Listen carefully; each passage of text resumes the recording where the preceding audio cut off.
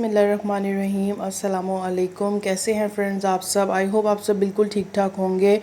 और आज मैं एक बड़ी ज़बरदस्त सी क्विक सी रेसिपी आपके साथ शेयर करने लगी हूँ और ये है रेसिपी कीमा की और ये है जी दम कीमा। तो दम कीमा में आज मैं घर के स्पाइसेस नहीं डाल रही और ये मैं आज फ़र्स्ट ट्राई कर रही हूँ। इसको मैं तिक्का मसाला के साथ बनाने वाली हूँ, तो आप इसको तिक्का कीमा भी कह सकते हैं या दम लगा हुआ तिक्का कीमा भी इसका आप कह सकते हैं। तो यहाँ पर मैंने हाफ़ के जी से थोड़ा ज़्यादा मेरा मीट है, तो आप बीफ या मटन जो चाहे आप ले सकते हैं। एक मैंने मीडियम साइज़ की प्याज साथ में ब्राउन कर ली है, वो मैंने इसमें डाल दी है। जिंजर गार्लिक है, ये मेरा फ्रोज़न है, तो मैंने इसमें डाल दिया। अभी कुछ देर तक ये मेल्ट हो जाएगा। साथ में मैंने कीमे के हिसाब से 2 टेबलस्पून भर के इसमें दही के डाल दिए हैं। एंड बी केयरफुल कि दही में आपका पानी ना हो, अगर पानी है तो उसको साइड पे कर दें, तो जो ड्राई साइड होगी उसकी वो आपने डालनी है। उसके बाद यहाँ पे मैंने आपको दिखा दिया है शान का तिक्का वाला जो है मैं यूज़ कर रही हूँ। तो आप तंदूरी या चिकन टिक्का या सिंपल टिक्का मसाला कोई भी यूज़ कर सकते हैं। तो 2 टेबलस्पून भर के मैंने फुल इसमें डाल दिए हैं और ये हमारी मैरिनेशन हो जाएगी। और 1 टेबलस्पून इसमें मैंने बेसन ऐड किया है और इससे ज़्यादा हमने ऐड नहीं करना। और ये देखें चुटकी बजा के हमने इसको मिक्स कर लिया है और अब हमने इसको मैरिनेट होने के लिए रखना है। तो इसकी मैरिनेशन में बहुत ज़्यादा टाइम रिक्वायर्ड नहीं है, तो 20 टू 30 मिनट्स आप इसको मैरिनेट होने के लिए रख दें। हाथ अच्छी तरह से धो के इसको मिक्स कर लें और अच्छी तरह से इसको कवर करके आप रख देंगे साइड पे। और फ्रिज में आप इसको नहीं रखेंगे, तो मैंने इसको यहाँ पर काउंटर टॉप पे ही रखा हुआ था। और आफ्टर 20 टू 25 मिनट्स मैंने इसको पकने के लिए रख दिया है, क्योंकि मेरे पास टाइम थोड़ा कम था और इतना ही टाइम इसको रिक्वायर्ड है, बहुत ज़्यादा टाइम नहीं लगेगा। तो स्टार्ट पे मैंने फ्लेम को थोड़ा मीडियम टू हाई रखा है और जैसे ही ये कीमा अपना पानी छोड़ना शुरू कर देगा तो और मैं इसमें चम्मच मारती जाऊंगी साथ साथ। एंड बी केयरफुल कि इसमें जो है वो कीमे के लम्स ना बने, तो आपने इन बिटवीन इसको चेक करते रहना है। और जब कीमा पकने के स्टेज पे आ जाएगा तो आपने इसको मीडियम टू लो फ्लेम पे रखना है और 15 टू 20 मिनट में आपका मज़ेदार सा कीमा हो जाएगा रेडी। ऊपर मैंने इसके गरम मसाला डाल दिया है और साथ में मैं कोल को बर्न कर रही हूँ और सेंटर में मैंने इसके फॉइल पेपर रख दिया है और मैं इसको अब दम लगाने लगी हूँ। तो इसमें बहुत ही ज़बरदस्त सी खुशबू आने वाली है। कोल को मैंने बर्न होने के लिए बर्नर पे रखा हुआ है और जब मुझे लगेगा कि वो अच्छी तरह से बर्न हो जाएगा तो उसको मैं टर्न ऑफ कर दूँगी और मैं इसको पकड़ के इस फॉइल पेपर के ऊपर रख दूँगी सेंटर में। और ये देखिए मैं रख रही हूँ इसको इस तरह से। बी केयरफुल एंड बहुत ज़्यादा ध्यान से आप लोगों ने रखना है इसको। और साथ ही में मैं इसके ऊपर थोड़ा सा ऑयल डालूँगी और इसको अब कवर करके मैं रख दूँगी। तो 5 टू 7 मिनट्स अब मैंने इसका दम नहीं हटाना। अब दम हो गया है अच्छी तरह। तो यहाँ पर मैंने एक प्याज कट कर ली थी स्मॉल साइज़ की।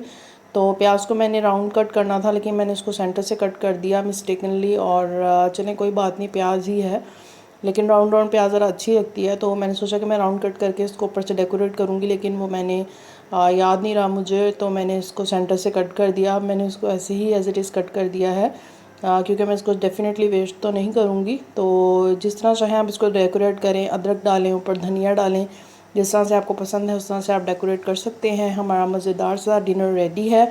और साथ में मैंने थोड़ी सी सैलड कट कर ली थी और हाफ़ चपाती ले ली थी और बहुत ही मज़ेदार और यमी डिनर हो चुका है रेडी।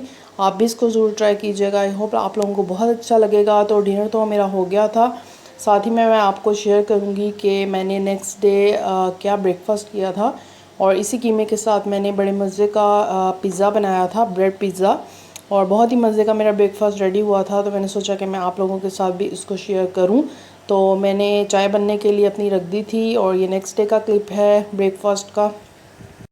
चाय मेरी बन रही है और फ्राई पैन में मैंने वही कीमा जो मैंने कल शाम में बनाया था वो थोड़ा सा गर्म किया है और साथ में मैंने इसमें और थोड़े से ऑनियंस कट करके भी फ्रेश डाले हैं और थोड़ा सा मैंने इस पर कैप्सिकम कट करके डाला है। तो आप जो भी वेजिस चाहें आप यहाँ पर डाल सकते हैं। अगर आपको कॉर्न्स पसंद है या कैबेज पसंद है, जो भी आप डालना चाहें आप वो वेजिस इसमें अभी ऐड कर सकते हैं। टमाटो भी ऐड कर सकते हैं। तो मैंने यहाँ पर अभी सिर्फ ग्रीन कैप्सिकम और ऑनियंस ऐड किए हैं। इसको अच्छी तरह से गर्म कर लिया है। साथ में मैंने ब्रेड के 2 स्लाइसेस लिए हैं और उनको मैं एक प्लेट में रख दूँगी। और ये मेरा कीमा अच्छी तरह से गर्म हो गया है, तो मैं इसको ब्रेड पे रखूँगी। और यहाँ पर मेरी चाय में मैं सौंफ डालना भूल गई थी। तो आजकल मुझे इलायची और सौंफ की चाय बहुत अच्छी लग रही है टेस्ट में, तो मैं इसमें थोड़ी सौंफ भी ऐड कर लेती हूँ। तो अभी मैं भूल गई थी, तो मैंने सोचा कि अभी ये कुक हो रही है तो इसमें ऐड कर लूँ। इलायची तो हमारी मस्ट होती है और सौंफ मेरे हस्बैंड को इतनी पसंद नहीं है, मुझे पसंद है, तो जब मेरा दिल करे मैं इसमें डाल लेती हूँ। तो ये देखें जी, ब्रेड पिज़्ज़ा के लिए आप चाहें तो आप इसके नीचे पास्ता सॉस या केचप लगा सकते हैं। तो मैंने खुद ही ऐड नहीं की, और क्योंकि मेरा मूड नहीं था कि अभी मैं इसमें ऐड करूँ, मैं बस इसको सिंपल और चीज़ी सा ही खाना चाह रही थी। तो यहाँ पर आपके पास जो भी चीज़ है आप इस तरह से इसको फ्राई पैन में लो फ्लेम पे रखें। अगर आपके पास ग्रिल पैन है तो आप उसमें भी इसको रख सकते हैं, बहुत अच्छा ग्रिल हो जाएगा उस पर थोड़ा बटर लगा के। तो एज़ इट इज़ मैंने अभी इसको रख दिया है, ऑयल वगैरह मैंने नहीं लगाया लो फ्लेम पे। और ऊपर से मैंने इसमें चीज़ का स्लाइस था मेरे पास, वो इसको पीसीज करके डाला है। अगर आपके पास मोज़रेला चीज़ है तो आप वो डाल लें, वरना नो प्रॉब्लम।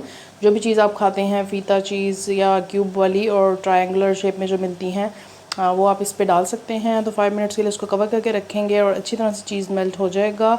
और यहाँ पर मेरा यमी सा ब्रेकफास्ट रेडी है और चाय भी साथ रेडी हो चुकी है। तो चल के अपना ब्रेकफास्ट करते हैं।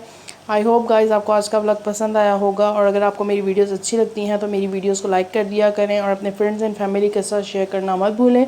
अगर आप मेरे चैनल पे न्यू हैं तो चैनल को सब्सक्राइब करके जाना मत भूलिएगा, और साथ में बेल आइकन को भी ऑन कर दें ताकि आने वाली हर न्यू वीडियोज़ मेरी मिलती रहें, उनका नोटिफिकेशन मिलता रहे। और इसी तरह सपोर्ट करते रहें, मुझे अपनी दुआ में याद रखें। आप लोग भी सब मेरी दुआ में शामिल हैं। आपसे मुलाकात होगी नेक्स्ट व्लॉग में, तब तक के लिए मुझे दें इजाज़त। अल्लाह हाफिज़, bye bye and take care.